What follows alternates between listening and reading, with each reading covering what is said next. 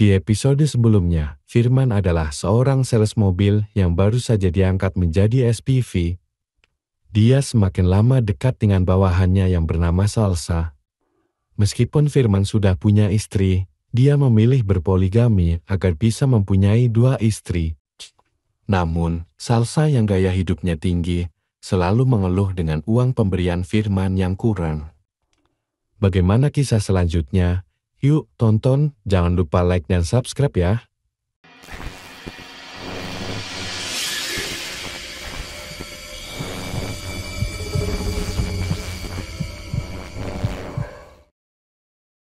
Setelah pertengkarannya dengan Firman, Salsa duduk termenung di ruang tamu. Pikiran-pikirannya berkecamuk mencari cara untuk mendapatkan uang lebih tanpa harus terus-menerus berdebat dengan Firman. Dalam keheningan itu, sebuah ide keji melintas di benaknya dengan memanfaatkan Sela, anak tiri yang masih polos. Sela, kamu sayang gak sama ayah dan ibu? Sayang banget dong. Ayah dan ibu orang yang paling Sela sayang di dunia. Nah, Mama juga sayang sama kamu. Kamu tahu gak, keluarga kita lagi butuh bantuan sekarang. Kenapa, Mah? Apa yang bisa Sela bantu? Sela harus ikutan Squid Game. Daripada kamu ikutan Squid Game, mending berdiri di jalan dan minta bantuan orang-orang. Mereka pasti akan kasihan sama kamu. Dan uang yang kamu dapat itu bisa buat bantu keluarga kita. Maksudnya minta-minta di jalan? Kayak pengemis dong. Iya Sela, tapi kamu gak perlu khawatir. Itu bukan hal buruk kalau tujuannya buat bantu keluarga. Orang-orang baik di luar sana pasti mau bantu kamu. Kalau itu buat keluarga, Sela mau bantu. Tapi apa ayah sama ibu tahu? Ini rahasia kita ya. Kalau kita cerita ke ayah dan ibu, mereka mungkin khawatir. Jadi kita bantu mereka diam-diam, oke? Oke, Mah. Sela mau bantu.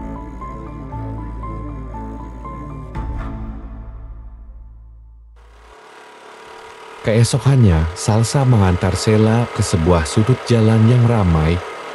Salsa mengenakan jaket tebal untuk menyamarkan dirinya. Sedangkan Sela dengan pakaian sederhana dan raut wajah polos. Dia tampak bingung, namun tetap mengikuti arahan Salsa. Sela, ingat ya, kamu nanti jalan-jalan di sekitar sini. Terus bilang ke orang-orang kalau kamu butuh uang buat makan. Gak perlu takut, banyak orang baik yang bakal bantu kamu. Tapi Mah, ini kayaknya salah deh. Sela takut kalau ayah atau ibu tahu. Gak usah takut Sela, mereka gak akan tahu. Ini rahasia kecil kita.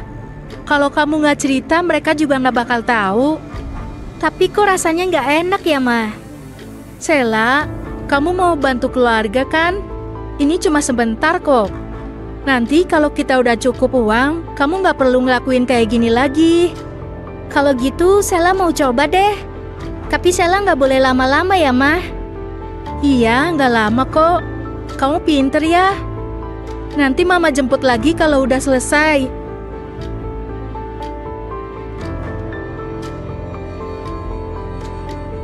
Sela akhirnya berjalan keliling dengan perasaan khawatir. Sedangkan Salsa pergi dengan perasaan sedikit lega.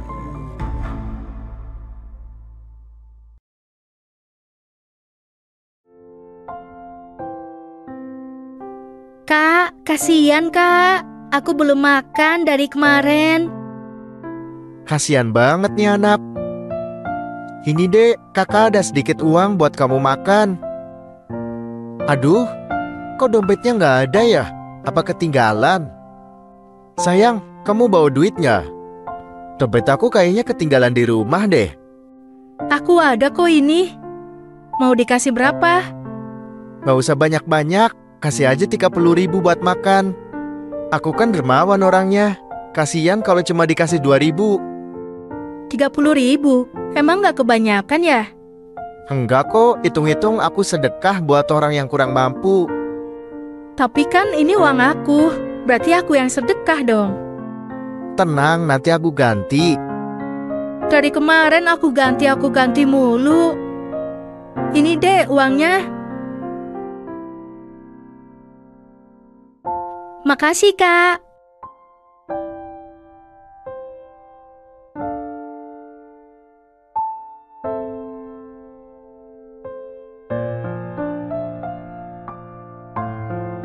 Sheila berjalan ke sana kemari, tangan kecilnya menggenggam erat sebuah gelas plastik. Setiap orang yang lewat, disapanya dengan wajah penuh harap. Meski hatinya diliputi kebingungan, dia belum sepenuhnya mengerti mengapa dia harus melakukan ini. Tapi, keinginan untuk membantu keluarga membuatnya tetap melangkah.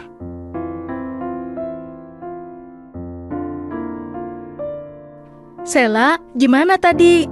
Kamu dapat banyak gak? Ini mah, Sheila dapat lumayan banyak. Tapi Sheila capek banget mah. Wah, hebat kamu Sheila. Ini banyak banget, ada sekitar 200.000. Kamu benar-benar pinter ya. Iya mah, tadi Sheila keliling-keliling. Capek banget. Maaf ya, makasih kamu udah kerja keras hari ini. Ayo kita pulang sekarang, biar kamu bisa istirahat.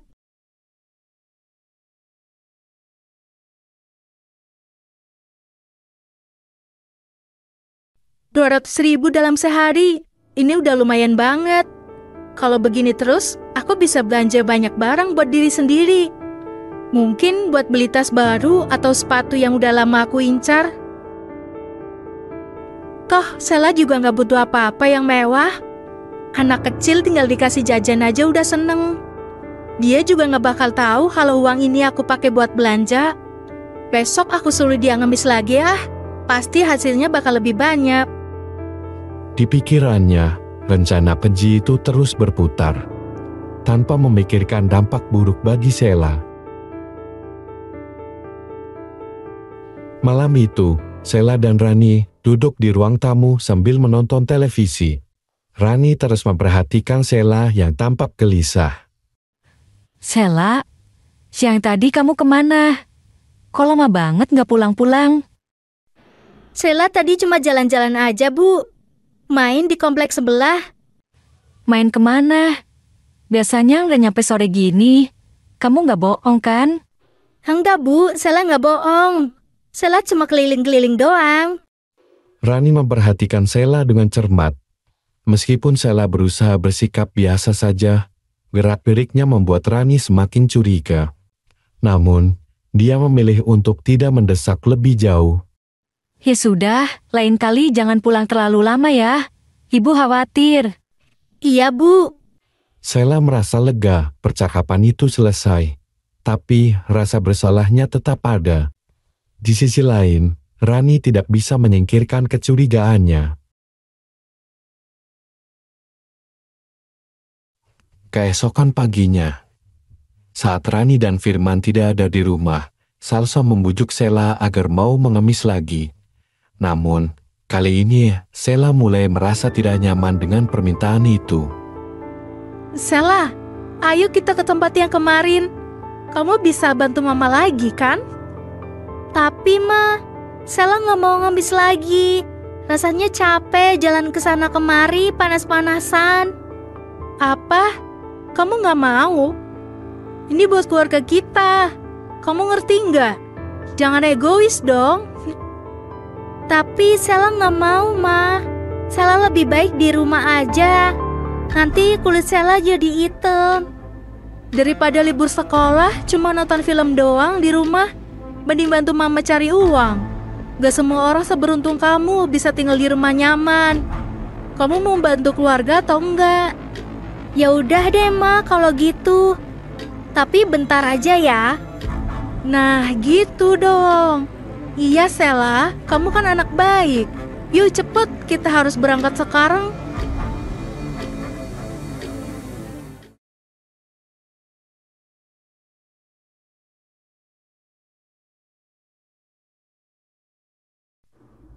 Bu Rani, gimana kabarnya? Udah lama ya kita nggak ketemu. Gimana Sheila? Sehat-sehat aja kan? Alhamdulillah Bu, Sheila sehat. Lagi libur sekolah jadi dia di rumah aja. Ibu sendiri gimana? Keluarga sehat? Sehat juga, alhamdulillah. Oh iya Ibu Rani, saya mau tanya sesuatu nih. Tapi jangan kaget ya. Iya Bu Mirna, ada apa emangnya? Begini, kemarin saya ke pasar.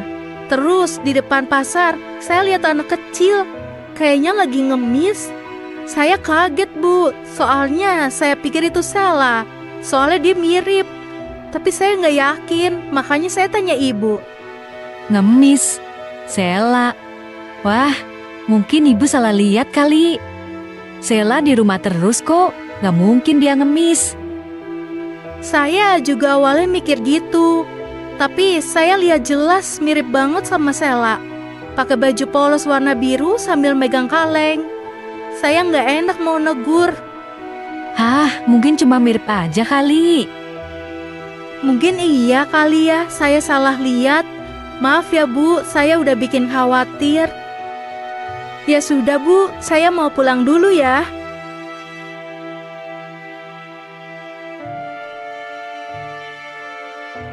Apa jangan-jangan yang dibilang Bu Mira bener ya? Soalnya kan dari kemarin dia diajak keluar terus sama Salsa.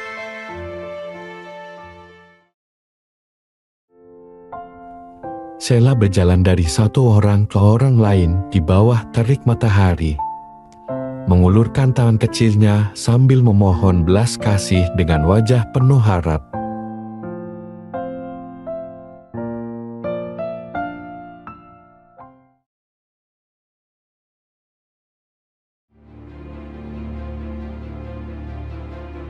Mas, tadi di jalan aku ketemu Bu Mira. Dia bilang kemarin dia lihat Sela ngemis di pasar. Ngemis? Yang bener aja Ran. Bu Mira pasti salah lihat. Gak mungkin anak kita ngemis. Dia juga kalau ngomong suka asal. Aku juga tadinya gak percaya Mas. Tapi firasatku gak enak. Apalagi akhir-akhir ini Sela sering diajak pergi sama Salsa. Aku takut Mas. Jadi kamu nuduh Salsa yang nyuruh Sela ngemis? Salsa gak mungkin ngelakuin hal kayak gitu. Mas, aku gak nuduh. Aku cuma khawatir. Salsa sering ajak Sela pergi, tapi gak pernah bilang mereka mau kemana. Aku cuma pengen kita lebih hati-hati. Kamu bener-bener keterlaluan Dan. Salsa istri aku juga. Dia gak mungkin nyuruh Sela begitu. Jangan asal ngomong kamu. Rani terdiam, hatinya terluka oleh kemarahan Firman. Firman yang marah membuatnya semakin cemas. Namun di hatinya ada sesuatu yang harus dia cari tahu, meski harus melakukannya sendiri.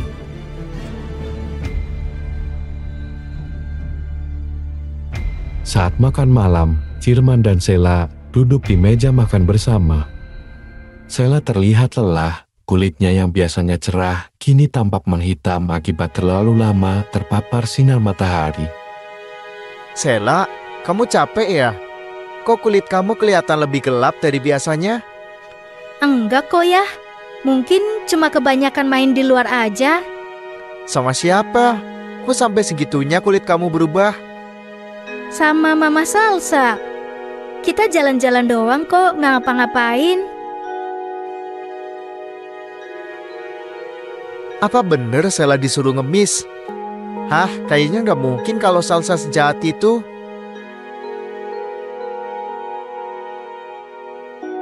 Salsa, aku mau nanya, Sela kemana aja kalau kamu ajak keluar? Dia kelihatan capek banget belakangan ini. Ya cuma jalan-jalan aja Mas.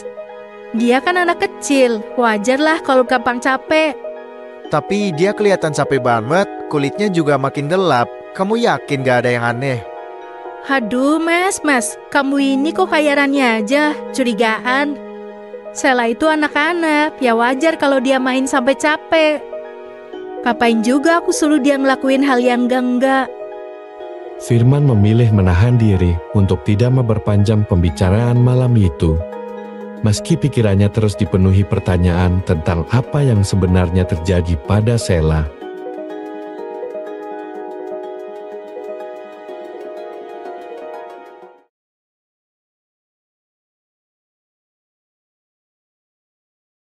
Mas, kamu masih belum percaya? Kulit Sela aja udah hitam, Kelihatan jelas kalau dia sering panas-panasan di luar. Tolong jangan disepelein. Ran, anak-anak main di luar itu udah hal yang biasa. Mungkin Sela cuma terlalu sering jalan-jalan sama Salsa. Bukan berarti dia disuruh ngemis. Ini bukan cuma soal main di luar. Aku takut Sela dipaksa ngemis, seperti apa yang dikatakan Bu Mira. Dan kita nggak bisa terus diam. Kita harus cari tahu kebenarannya. Kamu terlalu mikir yang ganggaran. Salsa itu nggak mungkin nyuruh Sela ngemis. Kita udah punya banyak masalah, nggak usah tambah masalah yang gak jelas. Oke, kalau kamu masih nggak percaya, besok kita ikutin Salsa dan Sela. Kita lihat sendiri apa yang mereka lakukan. Aku nggak bisa diam kalau anak kita terlibat sesuatu yang buruk. Firman terdiam, terpaksa mendengar keteguhan hati Rani. Dia pun akhirnya mengangguk pelan, setuju untuk mengikuti rencana Rani keesokan harinya.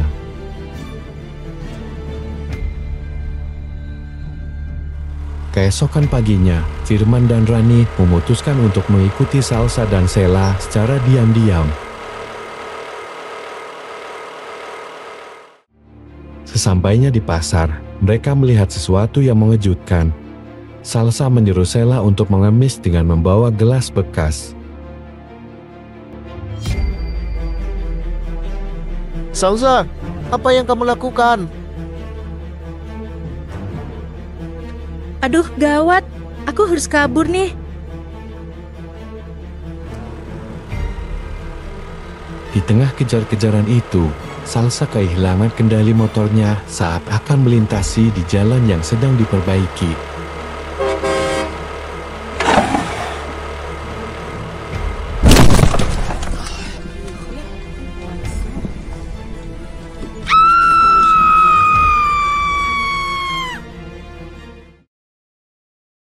Salsa terbaring di rumah sakit. Tubuhnya diperban hampir seluruhnya. Rasa perih dari luka bakar akibat aspal panas tak henti-hentinya menghukum tubuhnya. Kini Salsa hanya bisa menyesali perbuatannya, menyadari bahwa azab ini adalah balasan atas tindakan kejamnya terhadap Sela.